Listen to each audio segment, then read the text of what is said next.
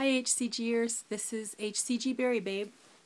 Today is April the 3rd, 2013, and I am down in 2 days, a very low calorie diet, 7.1 pounds. I am still 3 pounds above LDW, so I haven't caught up to myself from my 2-week load. So today went pretty well. The sun was shining here. It was a little chilly, but not cold. I went out and did lots of shopping around and spent money I don't really have. But in my mind, I already have this new job, and so there were some things that I needed to get organized. There are things that I need for my counseling practice anyway, but I will definitely need them if and when I start doing case management.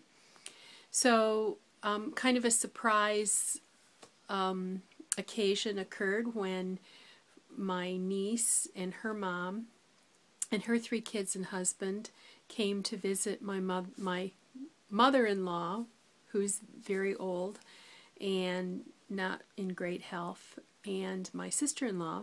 My husband texted me and said they were all meeting at the restaurant for dinner. So I was at the bookstore looking at different kinds of books. I found an HCG book, and I was also looking at food addiction books.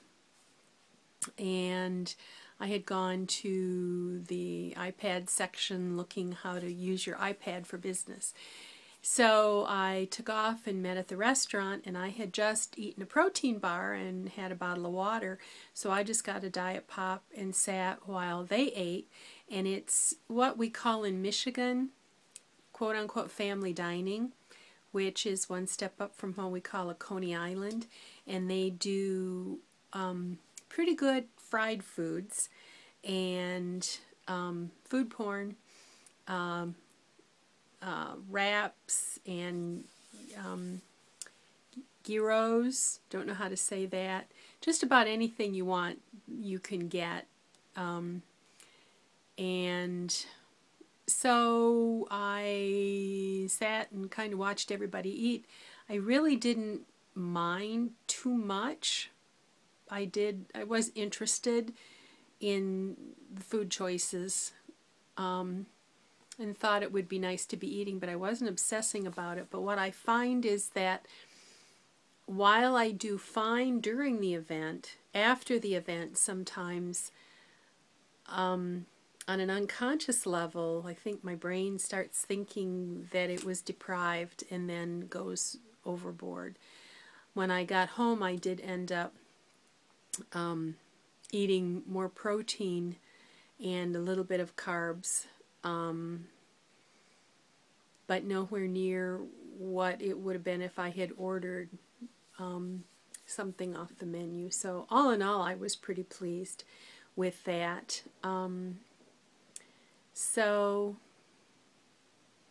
something that I want to talk about, but I won't be finished talking about it tonight, is other people's perceptions and how that makes me feel. And my sister-in-law said, "Whoa, how much lower are you going to go?"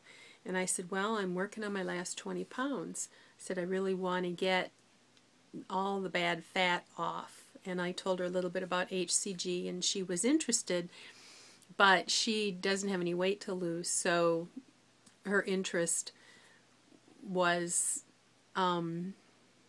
not super personal. But historically, there have been several times in my life where I've gotten down nowhere near this low, but someone's called me skinny. And it really affects me. The last person to call me skinny was my plastic surgeon. I was standing naked in front of him, and he was checking out the parts he's worked on and the parts that still need to be worked on. And I laughed and said to him, "You know, you've done such a good job on my bottom half that everybody thinks I'm skinny." Because I have no bottom half. I have no bottom, but my legs are very thin, and since I had my tummy tuck, my stomach's pretty flat. And that is quite a change from having an apron. When he did my tummy tuck, he took off 10.5 pounds of skin and connected fat tissue. I had had a panty or an apron as long as I could remember, and the farthest back I remembered was 7 years old. So I had a hanging stomach all my memory. And so, but when I said, you know, everybody thinks, because you've made my bottom half so small, everybody thinks I'm skinny. And he said, but you are skinny. And it just really was like, whoa. Immediate denial, no, I'm not. Well, in his mind's eye, if he took, because we had talked about, I have, you know, 8 inches, an 8-inch up and down, all the way around my menopausal midriff. As the fat has come off my back and shoulders, the skin drops. And so then as the skin at the bottom was tightened, it just kind of, there's this tire around the middle. And when I stand up, I look pretty good. When I sit down, it all puddles, and it makes me very uncomfortable. And insurance will not cover it, and I don't know how I'm going to pay for it, but I am doing my law of attraction. Excuse me, I will someday have that clipped. But for him to say that I was skinny, and my imagination is that in his mind's eye, he has already removed all that extra skin and sees me as skinny. So that whole word skinny, slim, slender, are not words that have ever been used in the same sentence as me. And so to hear someone call me skinny, even though I jokingly, I do look skinny on the bottom, and because I'm skinny on the bottom, people assume I'm skinny all over. But after a lifetime of camouflage, I know how to dress myself, so when you see me dressed, you would not think that I had any extra weight to lose. But I certainly was not dressed when I was standing there on his little stool and he was fondling and molding. You know, that's how he sees me, is what he can do. So I probably will bring that up again to talk about. And I don't know the whole body dysmorphic thing. I used to wish I'd get just a little touch of anorexia so that I could lose some weight. And I'm not wishing that anymore. I just wish that the carbs would lose their attraction. But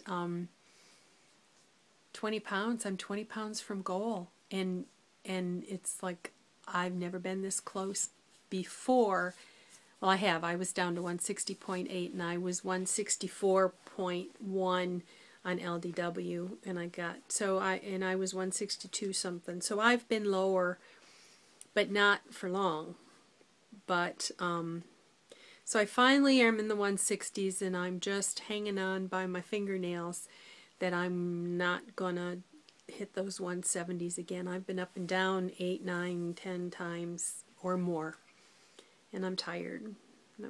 So, and it is late now, but before I got a new Bluetooth headset for my cell phone, and I was trying to get it to work, and I thought, oh, I better vlog before I get too tired, because I want to divest myself of my camera readiness. So sorry this has taken so long. You told me I could just come on and say what comes to mind, so that's what came to mind. So that's all for now. Bye-bye.